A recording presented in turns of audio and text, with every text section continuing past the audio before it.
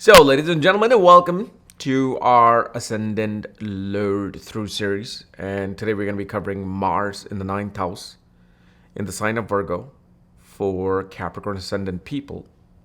As in, what happens when Mars sits in the ninth house in the sign of Virgo. And as always, if you do not know, if you have this particular position, what sign it's in, what nakshatra it's in, along with all your astrological details, check out the links here, astrology.com, where you'll find my books, reports, consultations, and link to my academy, Maga Vedic Astrology Academy, where you'll especially find the most important course for this year, Wristwatch course. And of course, along with everything else.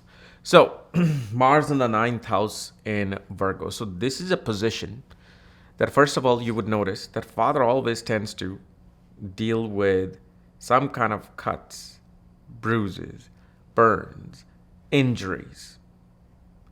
Father always somehow dealing with disputes. Okay.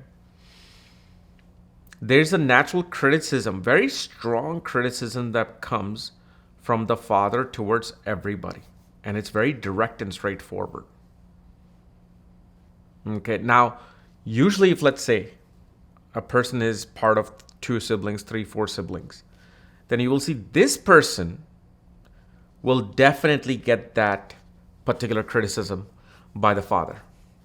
Also, because of this birth also shows the family would move.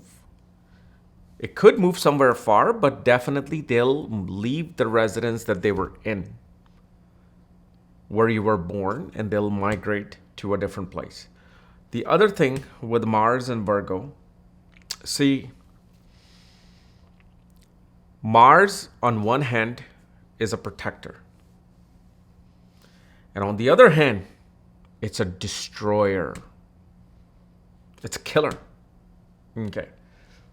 So on a basic end, this particular Mars is willing to stand up and fight for its lineage, its rights. One feels that they are somehow karmically obligated to their particular divinity and religion. They feel like I can't just leave. This is who I am and I need to embrace this.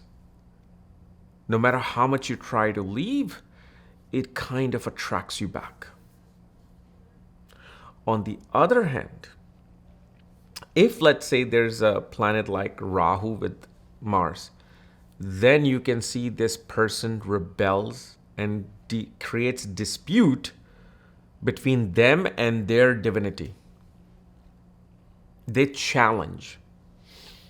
They become a nonconformist, even if, let's say, they follow whatever ethnicity and religious background they are, but there will be a point they challenge.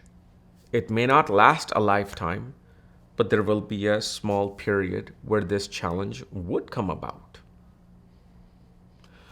The other thing, somebody in the family, could be the father, could be this individual, but somebody in the family does follow either the footsteps of health and medicine or accountancy, chartered accountancy. Somebody who becomes an auditor. But the thing is, you will see your own health. This is probably a very important thing. Your own health depends upon the relationship you have with your father's mentors and teachers. You would notice the moment you have a major dispute with the fight, something takes place with your own health.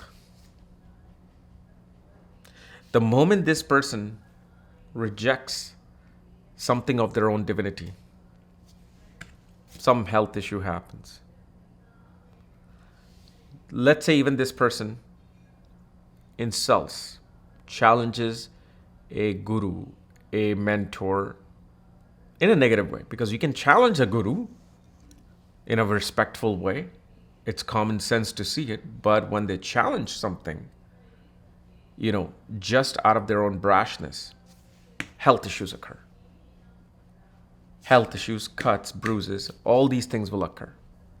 And this is where, no matter how toxic the relationship might be, you never want to either verbally say something or especially through hands, not like hitting father and all that, although some people can, but I'm talking about what are we using these fingers now? Texting. Actually, it's the thumb. Okay. So, and remember, thumb is Mars. This is Mars. So you can get into these type of disputes and stay away from them.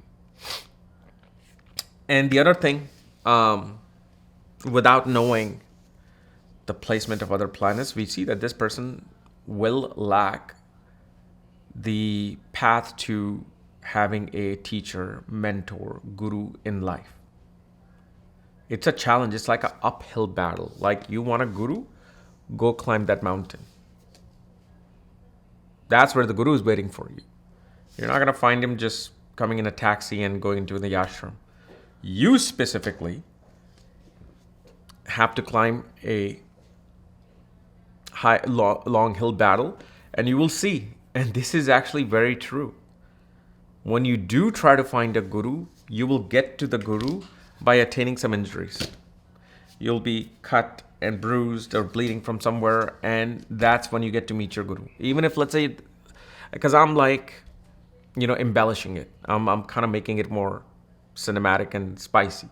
But yeah, you could meet a guru in an ashram, but what happens is when you're trying to meet that guru, suddenly your hand scratches over their metal railing or the barbed wires there, and there's a scratch, and there's a little bit of bleeding, which shows, okay, you have gotten the pass. You have gotten the pass to meet the guru, to meet the teacher now. It's not easy. It kind of reminds me of the book of Sri M, the apprentice to a Himalayan master, where by the time he met Maheshwarnath Babaji, he was cut and bruised and just in a, bad situation to reach him. But of course, there's a much beautiful more context behind that part as to why that happened. But it's kind of like those things. Okay. And yes, this is the particular Mars that will create disputes with the mother. Mother's going to be a error picker. Like, she will always nitpick everything. Like, first thing in the morning, she will, instead of saying good morning, she will try to say something. Oh, you didn't do this. You didn't do that. You should do this. You should do that. It'll be this nitpicking. Yes, she will love you, but it's just that it's her habit to nitpick on those things. Okay. And also, this is the person that will not have such a great relationship with the elder sibling unless there is a blessing of Jupiter. Jupiter or Venus. Jupiter or Venus have to somehow help this Mars. And when they help this Mars, that's when they can actually have an excellent relationship. But otherwise, most of the time, this person may not even have, they might be the eldest sibling. The other thing, with Venus, Mars in the 9th house in Virgo, definitely in an organization, especially religious organizations, spiritual organizations, disputes will occur, controversies will occur, some form of issues do tend to occur. Okay. Now, Mars, on the other hand, represents the younger brother. Okay. But in this case, it actually rules the younger and the older brother, if you really look at it, because it is ruling the 11th house. And 11th house is also large organizations. So such a person has to be kind of careful of stepping into large organizations because they may not be appreciated so much. And on the other hand, we also see that for the younger brother, life becomes an uphill climb as well. Not to reach a guru, just to reach that plateau of success. It's not just easy come, like, just everything is just handed down. No, it's a battle, it's a fight. And if the younger brother accepts that, then it's a go. Okay, but we have to see the relations with the other planets, with this Mars. Okay, because that will, of course, alters and changes the results of this Mars. But what I said, most of it would be there. Okay, so anyway, guys, this was my analysis of Mars in the 9th house for Capricorn and people.